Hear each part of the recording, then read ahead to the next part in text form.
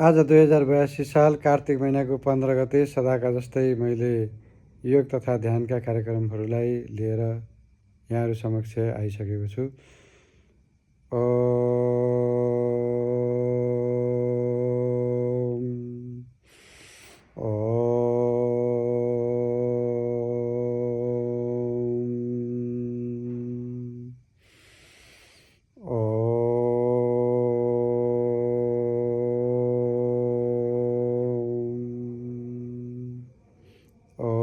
भूर्भुवस्सुः तत्सवितुर्वरेण्यं भर्गो देवस्य धीमहि धियो यो नः प्रचोदयात्।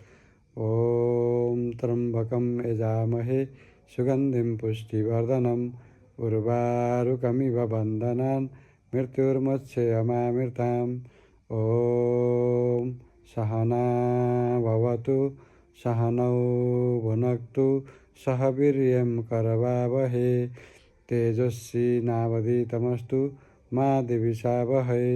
ॐ असतो मा सद्गमय तमसो मा ज्योतिर्गमय मृत्युर्मा अमृतं गमय। ॐ शान्तिः शान्तिः शान्तिः।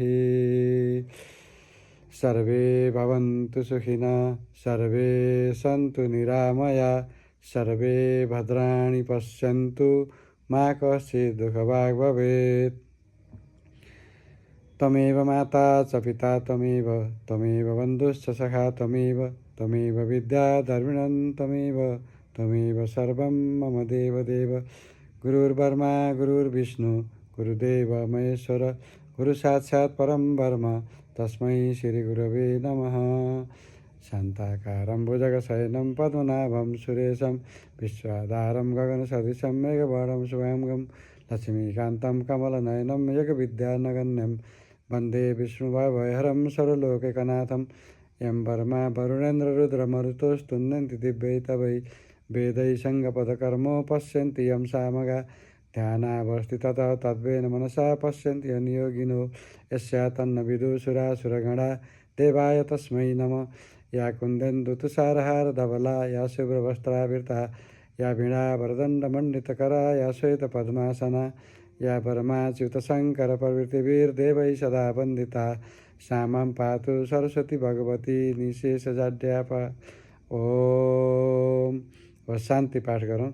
ओम देव शान्ति रक्षे शान्ति पृथिवी शान्ति रापः शान्ति रुखदय शान्ति वनस्पतय शान्ति विश्वदेवा शान्ति ब्रह्मा शान्ति शान्तिरेव शान्ति सामा शान्तिरेधि। ओम शान्तिः शान्तिः शान्तिः।